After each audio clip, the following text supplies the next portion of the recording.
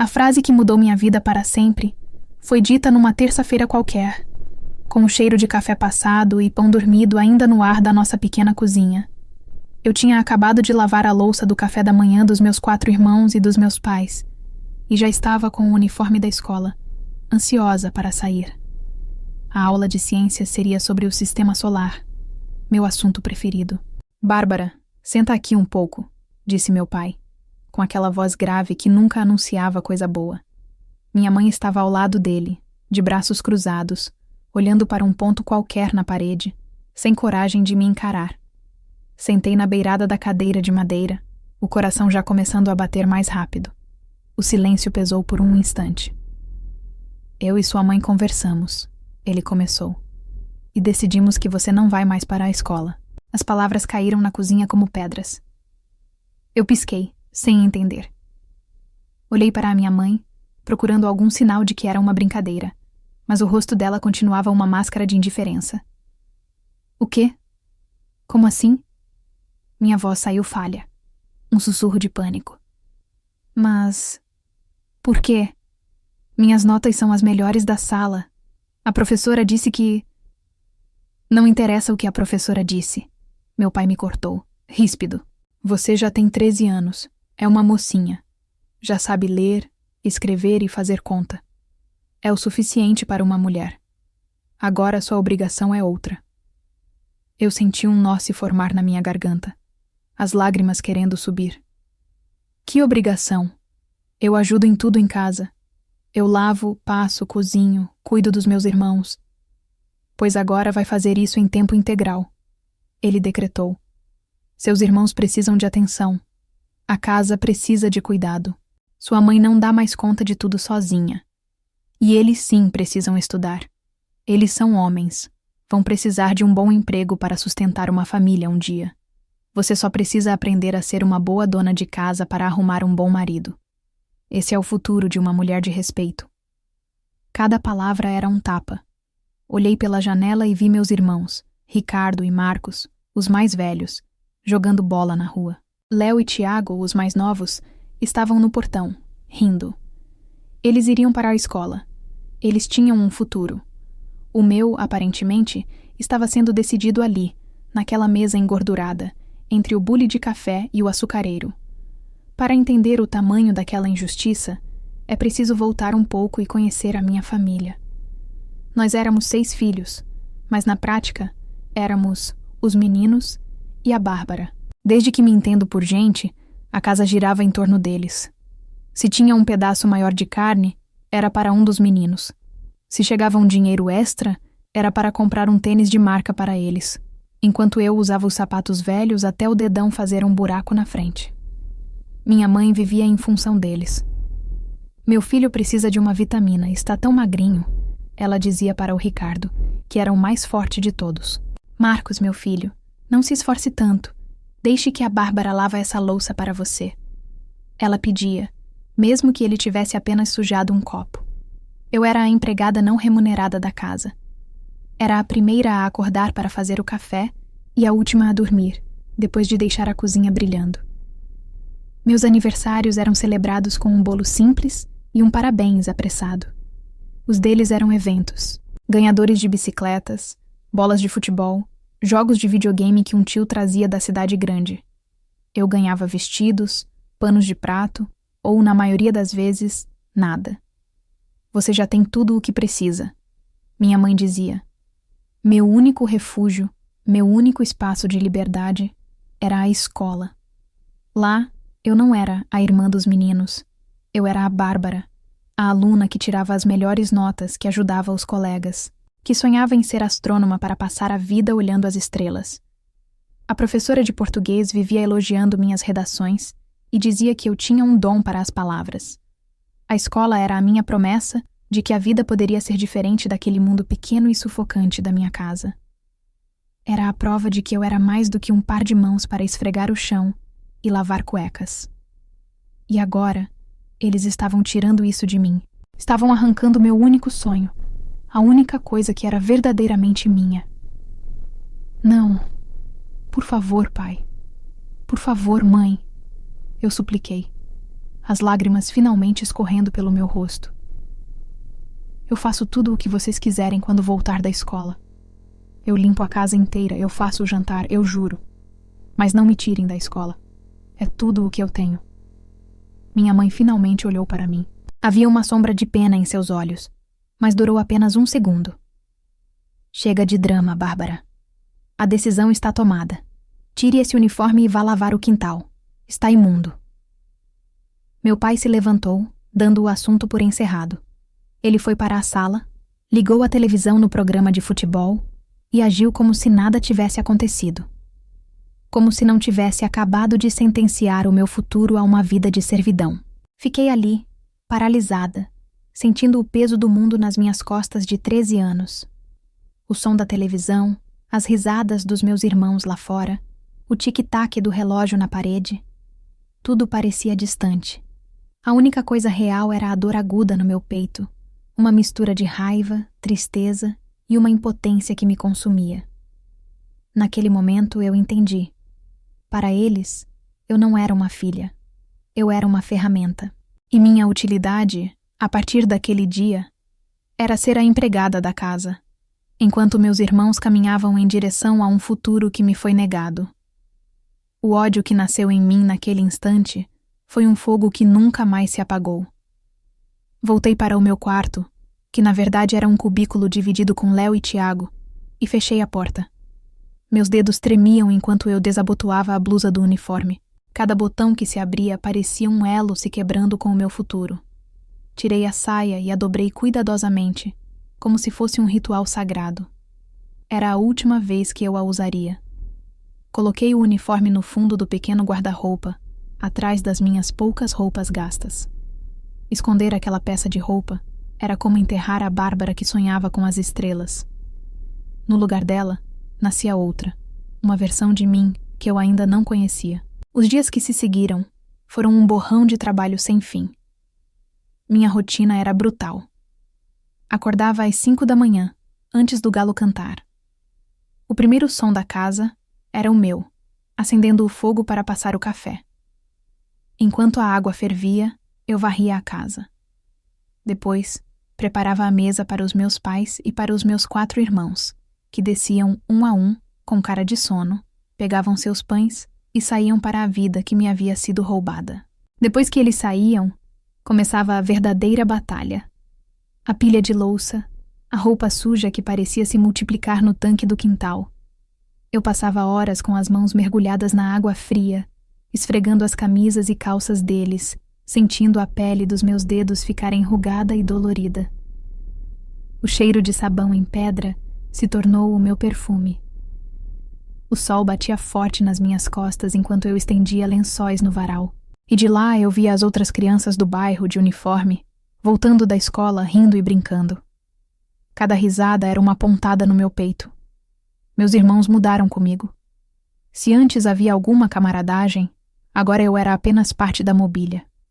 Eles chegavam da escola, jogavam as mochilas em qualquer canto e gritavam: "Bárbara, tô com fome!" Eu parava o que estivesse fazendo para esquentar o almoço e servi-los. Eles comiam, levantavam e deixavam o prato sujo na mesa, como se esperassem que uma força mágica o levasse para a pia. Essa força mágica era eu. Certo dia, Marcos, o segundo mais velho, derrubou um copo de suco no chão da sala, que eu tinha acabado de encerar. Ele olhou para a poça no chão e, sem nem se virar para mim, gritou da porta: "Ô Bárbara, limpa isso aqui."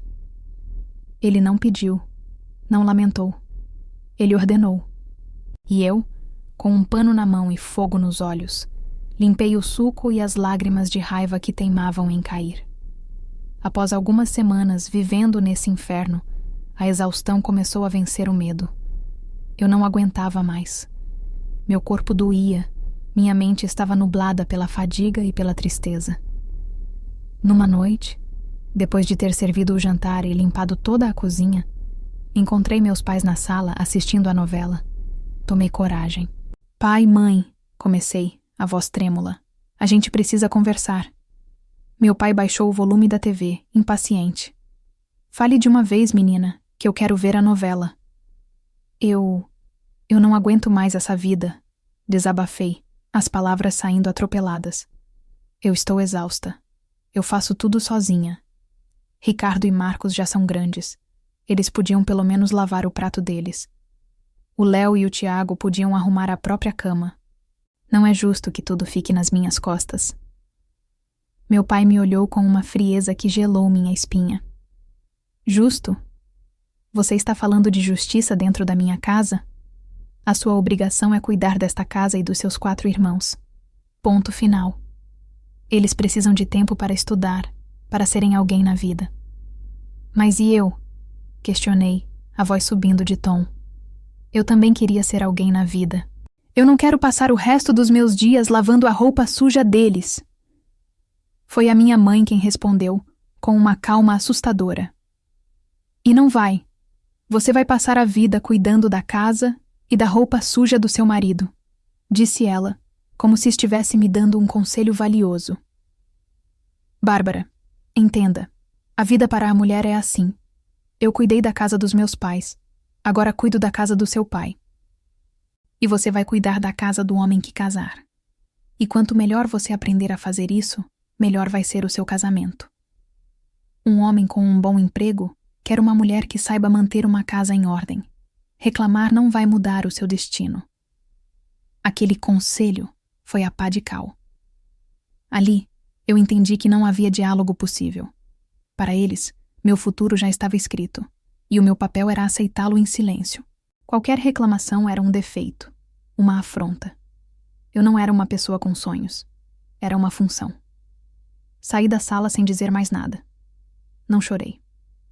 A tristeza profunda que eu sentia começou a se transformar em outra coisa, algo duro e afiado. Era raiva. Uma raiva pura e gelada. Naquela noite, deitada na minha cama, ouvindo a respiração dos meus irmãos no mesmo quarto, eu tomei uma decisão. Eles podiam ter me tirado da escola, podiam ter me transformado em uma serviçal, mas eles não eram donos do meu espírito. Se eles achavam que meu único futuro era me casar, eles estavam enganados. Eu não sabia como, nem quando, mas eu sabia que ia sair dali. Comecei a pensar na minha avó materna. Ela morava a algumas horas de distância, numa cidadezinha pequena. Vivia com pouco, mas tinha um coração enorme. Ela sempre me tratou com um carinho que eu nunca recebi dos meus pais.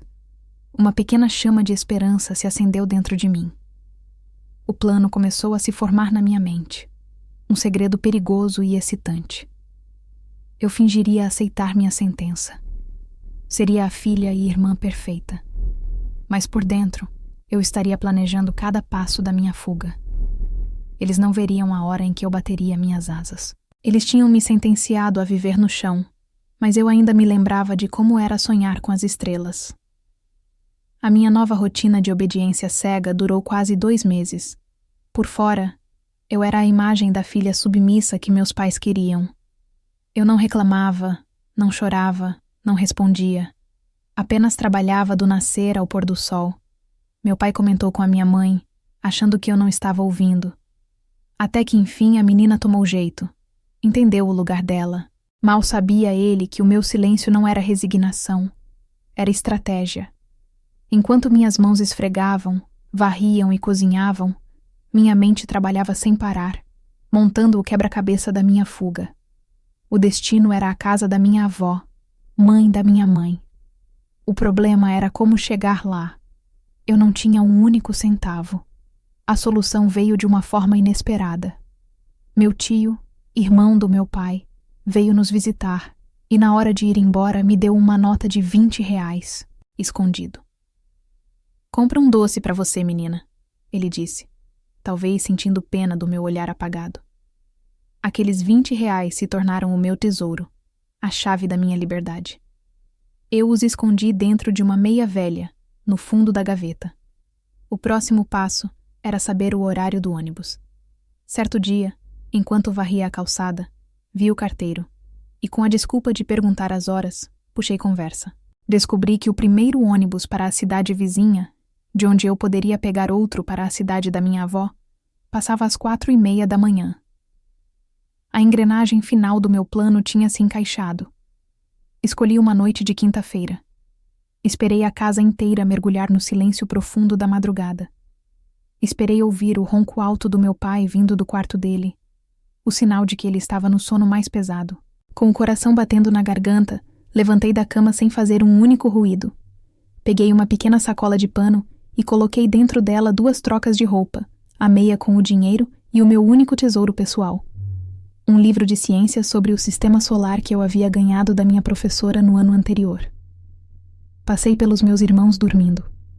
Por um segundo, olhei para os rostos deles, tão pacíficos no sono, ignorantes do turbilhão que acontecia dentro de mim. Não senti raiva, apenas uma distância imensa, como se eles já pertencessem a outro mundo. Descalça, caminhei pela casa escura. Cada passo um risco. A porta dos fundos era a minha saída. Girei a chave na fechadura com um cuidado infinito, e o clique soou como um tiro no silêncio. Gelei, esperando que alguém tivesse acordado. Nada. Abri a porta, senti o ar frio e úmido da madrugada, e saí. Não olhei para trás. A caminhada até o ponto de ônibus foi a mais longa da minha vida. As ruas estavam escuras e desertas. Cada sombra parecia um monstro. Cada barulho de um cachorro ao longe me fazia pular de susto. Agarrei minha sacola com força e andei o mais rápido que pude. Quando finalmente vi as luzes do ônibus se aproximando, senti um alívio que quase me fez cair de joelhos. Entreguei o dinheiro ao motorista, a voz falhando ao dizer o meu destino. Sentei no último banco, encolhida contra a janela.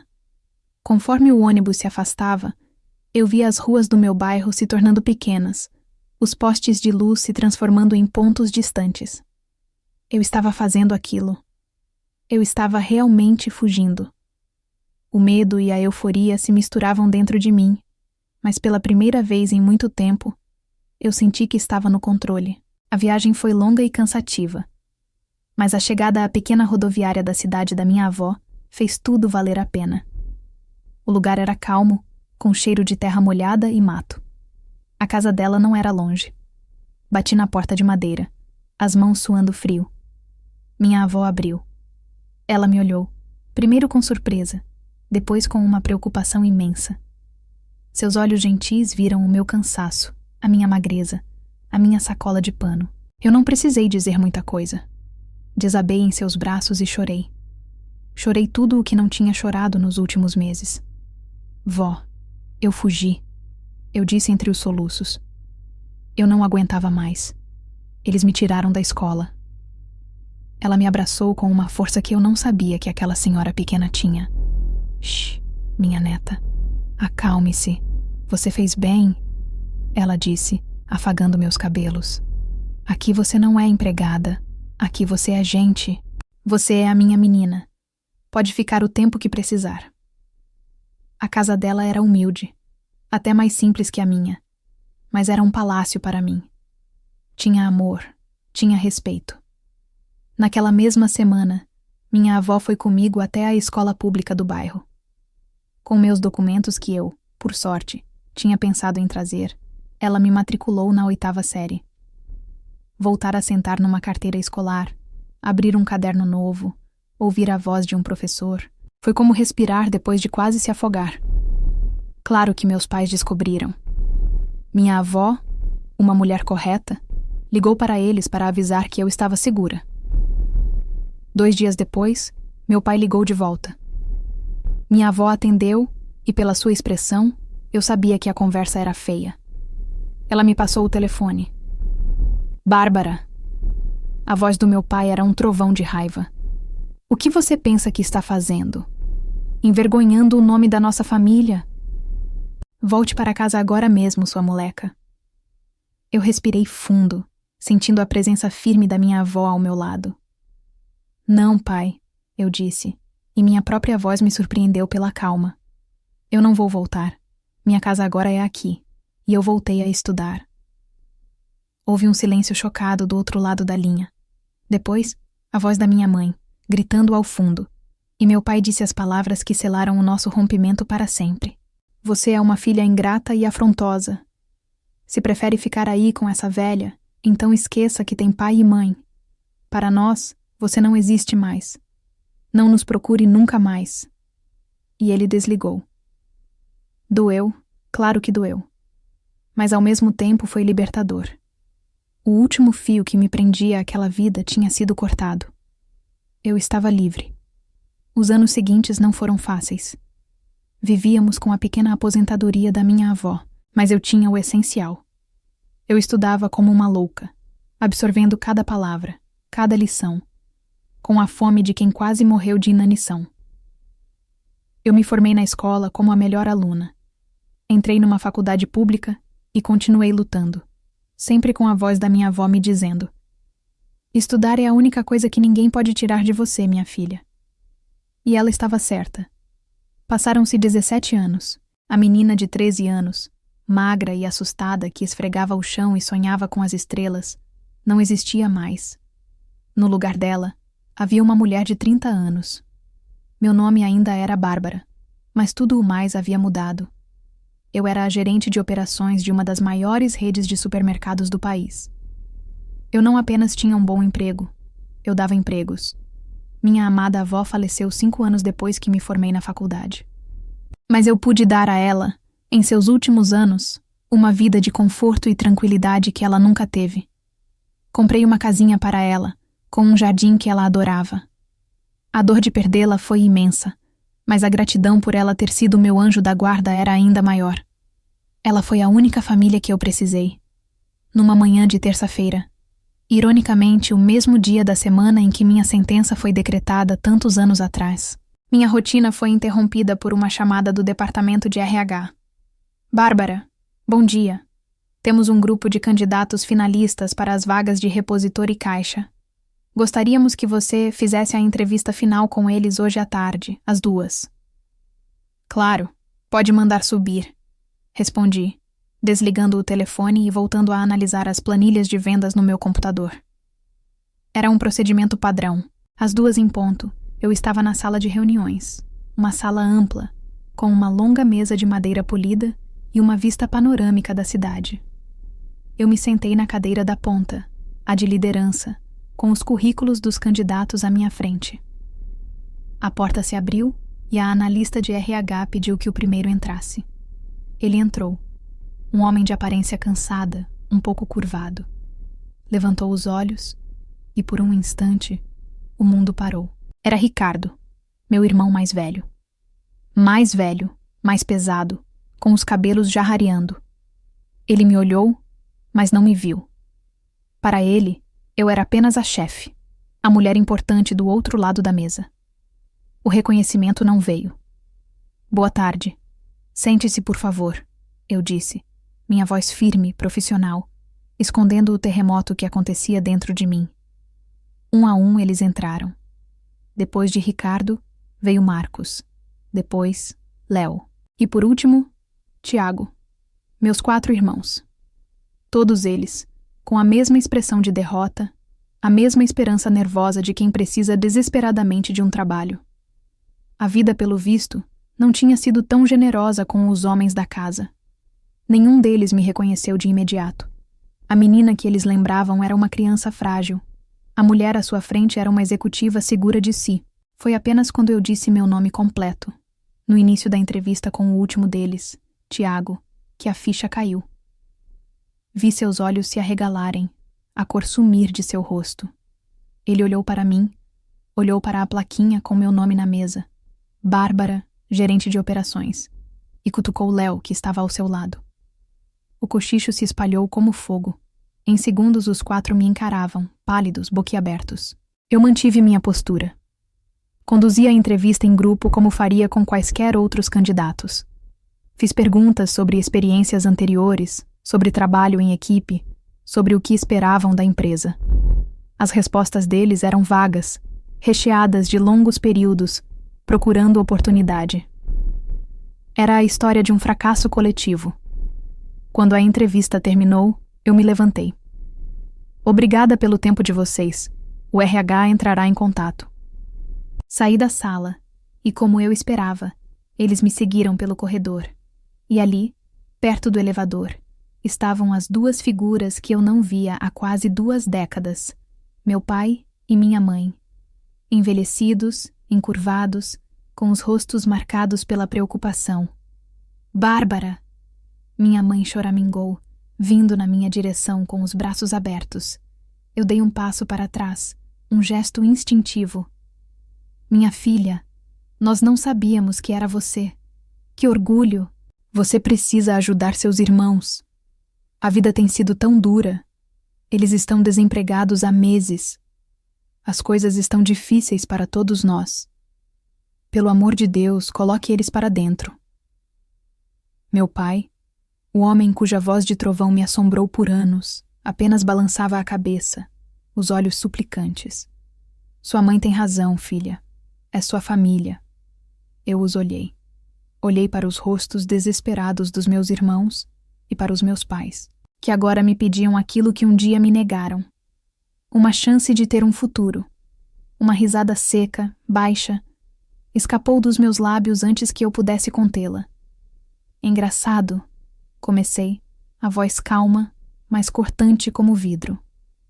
A última vez que tivemos uma conversa sobre o meu futuro, vocês me disseram que a minha única obrigação era aprender a ser uma boa dona de casa, para arrumar um marido com um bom emprego que me sustentasse. Disseram que estudar era para eles, os homens, para que eles pudessem ser alguém. Fiz uma pausa, olhando nos olhos de cada um deles. Pelo visto, o destino é irônico. Quem diria que, no final das contas, seriam os homens da casa que precisariam de mim para conseguir um emprego? E não de um marido meu, mas de mim mesma. O silêncio que se seguiu foi pesado, quebrado apenas pelo choro baixo da minha mãe. O processo seletivo desta empresa é justo e imparcial, continuei, no mesmo tom profissional. Todos os candidatos são avaliados pela sua competência e adequação à vaga. Seus filhos serão tratados como todos os outros. Virei-me e apertei o botão do elevador. Agora, se me dão licença, eu tenho um supermercado para gerenciar. Entrei no elevador e as portas se fecharam, escondendo a imagem da minha família, pequena e derrotada. Dias depois, o resultado saiu. Seguindo a avaliação técnica do RH e a minha, Léo e Tiago, os mais novos, foram aprovados para as vagas de repositor.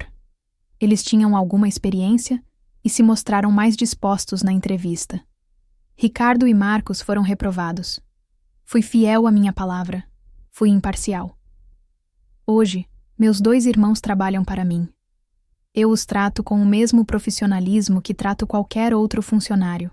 Eles me chamam de Senhora Bárbara e baixam os olhos quando passo por eles nos corredores do mercado.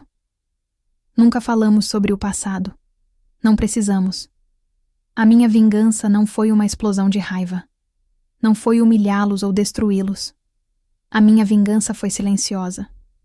Foi o som dos meus saltos no chão de mármore da empresa. Foi a minha assinatura no final de um relatório. Foi o fato de que, enquanto eles esperavam que eu dependesse de um homem, eu me tornei a mulher de quem eles dependiam. O destino não apenas me deu a chance de superar. Ele fez questão de mostrar à minha família, da forma mais irônica possível, o tamanho do erro que cometeram ao subestimar uma menina que só queria olhar para as estrelas.